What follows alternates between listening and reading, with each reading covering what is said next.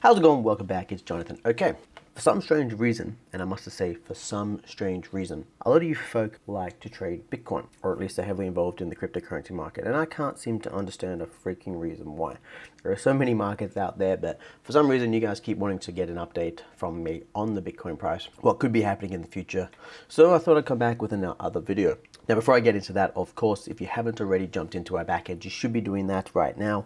We're sending out NDA agreements as we speak, and we've already sold out of phase 1 of the seed program for this new GAN Mastery course. Prices have increased, but for those of you who are watching this video and want to get a discount, I will provide you a one-time discount to this course, and that is very simple to achieve. All you need to do is head to the link in the description below, and then you just need to enter the code iStudyGAN, and that'll give you a half price coupon code which will be added to the current price rise. Okay, so before the price was $4.99 and now it is $9.99, so there is a difference there of roughly $500. Okay, so I'll give you a coupon code which will make your increase roughly $250, which will take it to around $750, okay? So that way you're gonna get a 50% discount on the current price rise. Now that is only going to occur for the next 5 days inside this video. Once that coupon has either been expired through time or expired through usage, which will be 6 people, that coupon will be disabled and taken down, okay? So the coupon code is iStudyGAN.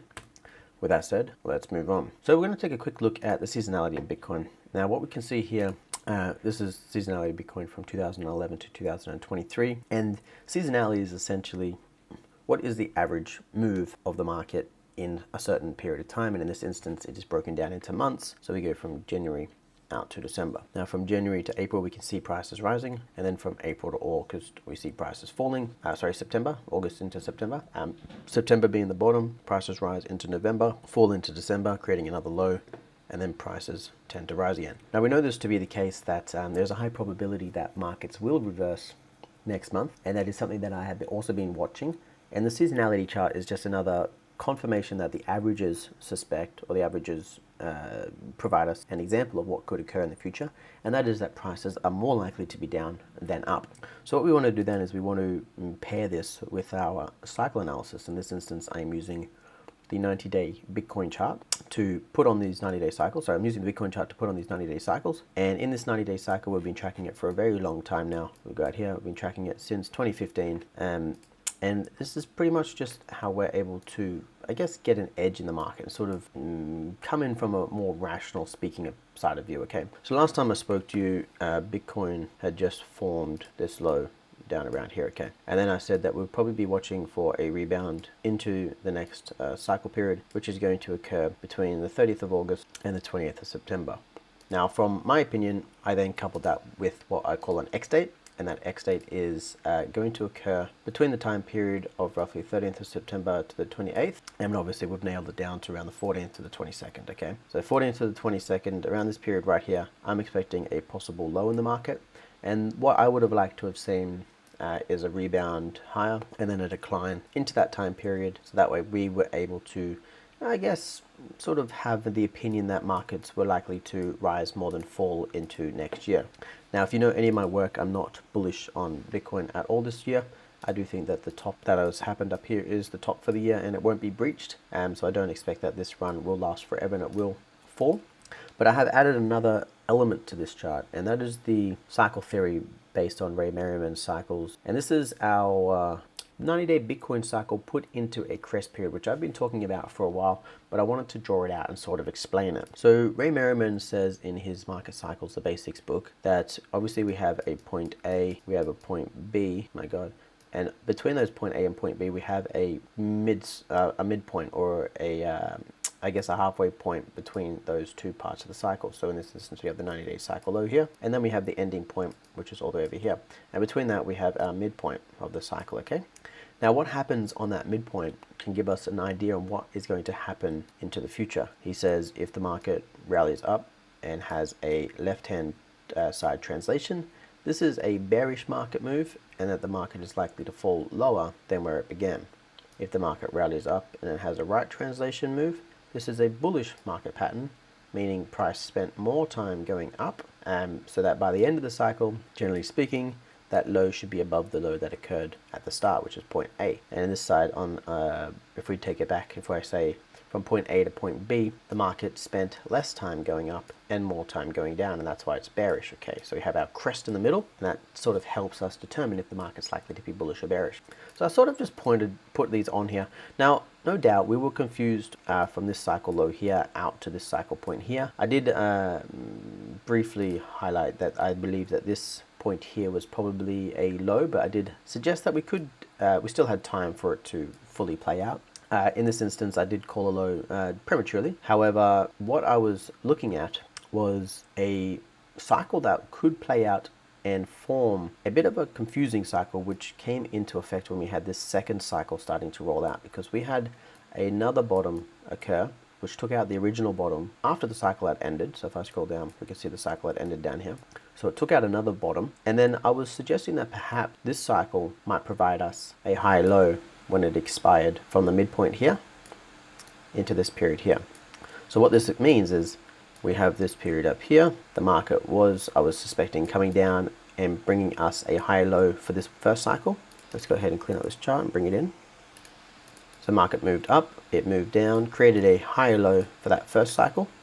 And then the second cycle, which was the blue one, because I'm trying to merge both of them into one, that's why it's very confusing right now. The second cycle was then going to end lower than where it had started. So what I'm going to do now is I'm going to sort of base this on that this was a left translation top, which meant price ran for a shorter period of time up. So it ran for a shorter period of time up instead of a right translation top, which is why I sort of gave it a right translation top over here. So we're going to delete this one here, or at least move it back over to here. A left translation top, the market ran out the low. That's a left translation top. And now we're watching to see what happens with this cycle here, whether it is indeed a left translation top, because if it is, then the market is likely to push lower, which is why I've drawn that blue line lower into this period here. So if that is going to be the case and we have two left translation tops, that is a bearish move for the market. And in that instance, when we get this rollover that occurs into the end of the cycle period, if it occurs, I should say, that is likely to push us lower than this low here, hopefully into our X date time period, okay? And then what I've done here is I've suggested that if this is a low for the period right here, let me go ahead and get rid of these drawings. And now let me just hide this one. God, gosh, this is getting very confusing right now. Okay, so let's try and keep this very simple. If indeed this is the low in the start of the new 90-day Bitcoin cycle, not taking into any consideration an orb period right here of the end of the cycle, which occurred back here. Whoa, this is getting confusing. Then that would then provide us with a possible left or right translation top in here. So again, prices rise, prices fall. We might get another sharp sell-off. I'm not suggesting that this is going to be guaranteed. I'm just trying to put all this together. Another sharp sell-off. And then we'll be able to get our determiner on if this is a left or right translation top based on if it breaks this low right here. So this is our new low. Let me go ahead and actually put on a proper circle for that one.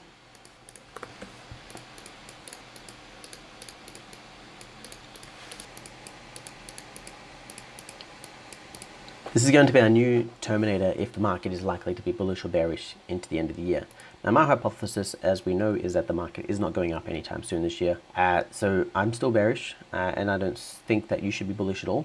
But however, that is just my hypothesis and I could be completely wrong. So let's move over to the Bitcoin squares, because now that we have, I guess, sort of an angle in price and time, we want to start now providing some price levels where we're likely to possibly get the market hitting.